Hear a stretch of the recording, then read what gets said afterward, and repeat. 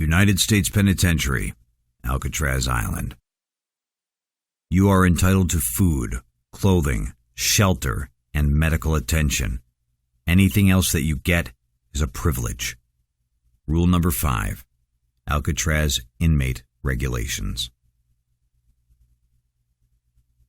Alcatraz soon came to play a major role in the federal government's overdue response to organized crime. If gangsters such as Al Capone and Machine Gun Kelly were symbols of the nation's lawlessness, then Alcatraz would be the nation's symbol for punishing the lawless. In this respect, gangsters and Alcatraz were perfect partners in a common tragedy, two iconic extremes on a collision course. American gangsters' celebrity status set the stage for the birth of a unique detention concept. Aside from military prisons, the federal government did not establish its own penitentiaries until 1891, which meant that those convicted of federal crimes were incarcerated in state and local jails. In the late 1800s, the number of federal prisoners housed in these institutions was significant. As an example, in January 1877, 22 of the 29 inmates housed at Greystone, the Alameda County Jail located in Pleasanton, California, were federal convicts. Later that year, things changed when Congress made it illegal for states to hire or contract out the labor of federal prisoners housed in their institutions. Up to this point, the federal inmates had cost the states little or nothing, since the prisons benefited financially from inmate labor. To offset operating costs after the new laws came into force, state facilities began charging the federal government to maintain federal inmates. By the early 1900s, these charges ran from 30 to 50 cents per day per inmate. In 1891, Congress authorized construction of 3 federal prisons. The first of these would be at Fort Leavenworth, Kansas. Leavenworth, which had originally been a military fortress, was taken over by the Department of Justice in 1895. A second federal prison opened in Atlanta in 1902, and the third, a converted territorial jail on McNeil Island in Washington's Puget Sound. Then, on May 27, 1930, the Congress authorized the establishment of the Federal Bureau of Prisons, BOP, within the Department of Justice. It is hereby declared to be the policy of the Congress that the said institutions be so planned and limited in sizes as to facilitate the development of an integrated federal penal and correctional system, which will assure the proper classification and segregation of federal prisoners according to their character, the nature of the crime they have committed, their mental condition, and such other factors as should be taken into consideration in providing an individualized system of discipline, care, and treatment of the persons committed to such institutions. A new super prison. On October 12, 1933, the Justice Department announced plans to convert Alcatraz to a maximum security, minimum privilege federal prison. USP Alcatraz Island officially came into being on January 1, 1934. As a federal super prison, Alcatraz served the dual purpose of incarcerating the nation's most notorious criminals in a restrictive, disciplined environment and acting as a visible warning that the federal government meant business. Additionally, the BOP strictly controlled every piece of information released to the press, so part of the punishment for the more infamous inmates was to never again see their names in print. Once they were locked up at Alcatraz, they were completely isolated from the public. The BOP was in firm control of every aspect of their daily lives. Break the laws of society, and you go to prison. Break the prison rules, and you go to Alcatraz. The citizens of San Francisco bitterly resented the BOP's decision to concentrate the nation's worst criminals in the middle of scenic San Francisco Bay. Several public campaigns tried to block the transition, but all were unsuccessful.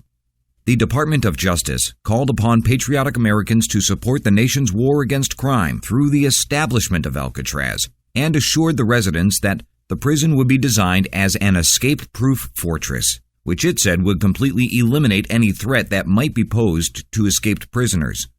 Several officials had a hand in planning this new facility, including BOP Director Sanford Bates, Assistant Director James V. Bennett, Attorney General Homer Cummings, and James A. Johnston. formerly warden at San Quentin State Prison and soon to be the first warden of USP Alcatraz. In his 1949 memoir, Alcatraz and the Men Who Live There, Johnston wrote, "I assumed office on January 2, 1934. Hour after hour, day after day, I walked back and forth, up and down, and around the island. From the dock to the administration building, from the office to the powerhouse, powerhouse to the shops, shops to the barracks, into the basements, up on the roofs, across the yards, through the tunnels. I sent more suggestions to Washington." One of the nation's foremost security experts, Robert Burgi, was commissioned to redesign Alcatraz into an escape-proof facility. Burgi's basic concept was to fully restrict inmate movement. No longer would prisoners be able to move freely around the island, but rather would be confined to the main cell house, with passage to the Industries building as required. Those coming into the cell house area had to pass through several electronically controlled gates operated by correctional officers stationed in the armory. From this control center, the officer on duty had a clear view through a rectangular 2-inch thick bulletproof glass portal. The sally port, or first gate lock, featured electronically manipulated sliding steel plates, which shielded the key slot. The armory officer was the only person with access to the slide panel. Only the shield was opened. The officer used a key to manually open the gate. There were then 2 more gates to pass through before entering the cell house. This would become the hallmark of Alcatraz. Security safeguards, created by layers upon layers of redundancy.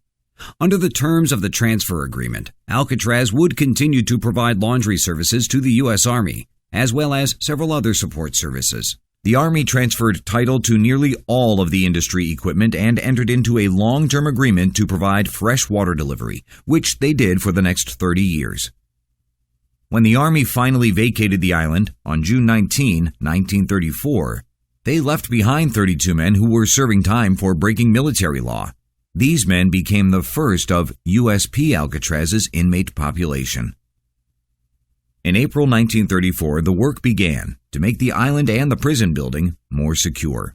The BOP contracted with Stewart Ironworks Company of Cincinnati, Ohio, to install what were at the time state-of-the-art security systems.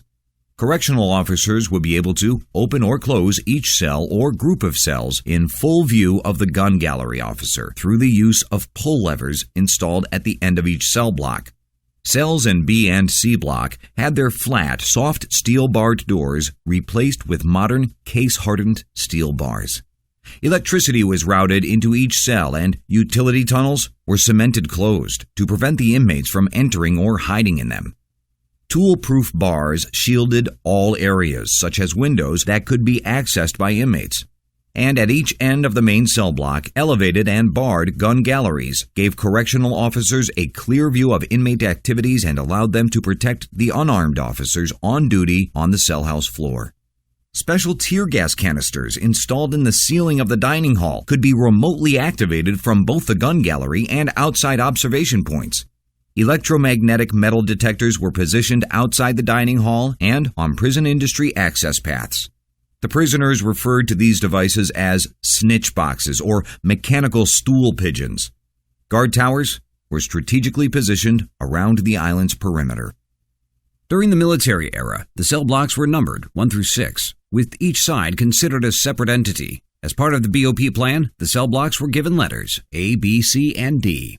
Block A, Army Block 1, and D, Army Block 6, were not retrofitted, since only B and C, Army Blocks 2, 3, 4, and 5, were slated to house the main prison population. Each 150-foot-long cell block comprised 3 tiers with 28 cells to a tier. The cells were 9 feet deep, 5 feet wide, and a little more than 7 feet high, and each contained a cot with a sleeping mattress approximately 5 inches thick, blankets, a small work table, a toilet, water for which was piped in from the bay, a sink that supplied fresh water, and a shelf that could be used for the inmates' personal effects. None of the cells adjoined a perimeter wall. If an inmate were able to tunnel his way through the cell wall, he would still need to find a way to escape from the prison itself. In the middle of each cell block was a utility corridor through which ran plumbing and ventilation ducts. Inmates called the cross aisle at the front of the prison Pekin Place. This was the visiting area, which consisted of 4 small bulletproof windows with small partitions. Inmates sat on the cell house side of the window and relatives or other authorized guests on the public side. Directly across, at the opposite end of the cell house, was Times Square, so named because of a large wall-mounted clock that hung at the base of the West Gun Gallery. The block cells were initially used for short-term solitary confinement when an inmate needed to be fully isolated from his fellow prisoners. Following the reconstruction of D Block in 1941 to be both more secure and include isolation cells, A Block was used only in special circumstances. Several of its cells served as storage space for materials, such as cleaning supplies, and others were set up as small offices with typewriters and law references for inmates who were preparing their legal cases. 2 cells at the end of C Block were used as restrooms by the guard staff. Inmates later named the main corridor running between B and C blocks Broadway. The cells along this passageway were considered the least desirable of all. Those on the bottom tier, or flats, were colder because of the long, slick run of cement, and they were also the least private and most noisy, since guards, inmates, and other personnel used this corridor as a main passageway between the east and west sections of the prison. The new prisoners, or fish, were assigned to the second tier of B Block during their quarantine interval. Quarantine protocol required inmates to remain in their cells for 23 hours a day and prohibited work assignments for the first 3 months. The outer aisle between C and D blocks was nicknamed Seedy Street, and the corridor between A and B blocks was called Michigan Avenue. The section of C Block directly facing the library was known as Park Avenue. Inmates considered this group of cells to be the best living area in the entire prison. The cells were considerably warmer as they received some direct sunlight, and when no one was at work in the library, they had a degree of privacy. Several tests were performed on the new tool-proof bars, round-style bars forged from layered composite material that replaced the older, softer, flat bars. Prison personnel tried to cut through these new bars with a variety of hacksaw blades used in the prison industries. Their studies showed that sawing through the soft steel exterior of the cell bars was relatively easy, but once the blade struck the core, which was made from carbon steel, it would quickly dull. Other tests utilized abrasives like piano wire. These also had limited success in cutting into the bar. All failed to saw completely through. The Stewart Iron Works Company completed the remodeling of the cell house structures and locking mechanisms in late July 1934 and trained the prison personnel in how to use them. Guard towers. Initially, 6 watchtowers were constructed as tactical lookouts. The dock tower was located at the north end of the dock area. The officer assigned to this post warded off vessels that failed to maintain a minimum 200-yard distance, and was also keeper of the keys to the prison launch. The main tower was sited on the northeast corner of the prison's building's roof. During its 17 years of operation, it was maintained 24 hours a day. The main tower was removed in 1951. Had it been left in place, this tower would likely have prevented the famous 1962 Morris and Anglin Brothers escape. The Powerhouse Tower was located on the northeast end of the island, adjacent to the powerhouse. It was eventually abandoned when the dock tower was rebuilt to a higher elevation. The model shop tower was built on the rooftop of the Model Industries building and was staffed only during daylight work hours. The Hill Tower was located between the prison's recreation yard and the Industries building, and a long catwalk ran from the recreation yard wall to the model shop building.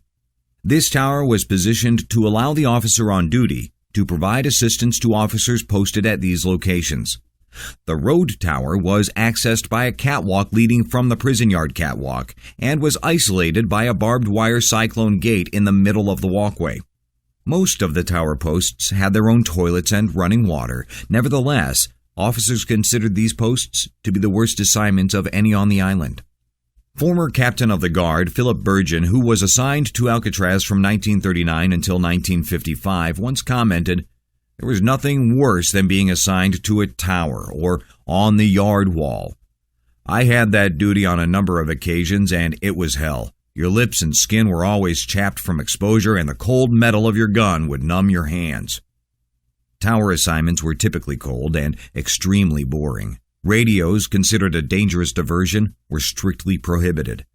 Tower officers were well armed and each post had its own weapon configuration. The weapons used include Thompson submachine guns, powerful .30-06 Springfield rifles, Colt .45 pistols, gas guns, and gas grenades. Former correctional officer Alvar Bloomquist recalled his assignment on the road tower. At night it was freezing cold, and if the fog was thick enough, it had a very eerie feeling. You couldn't see anything when the night fog shrouded the island, and I can still remember hearing the deafening screams of the seagulls that would startle the hell out of you. It always made you a little nervous, especially after knowing that those desperate inmates had rushed Stites, an officer assigned to the model shop tower during 1938, during an escape attempt. When they finally gave me a day assignment in the industries, I can remember never being happier. I used to think that this was worse than being locked up in one of those cells.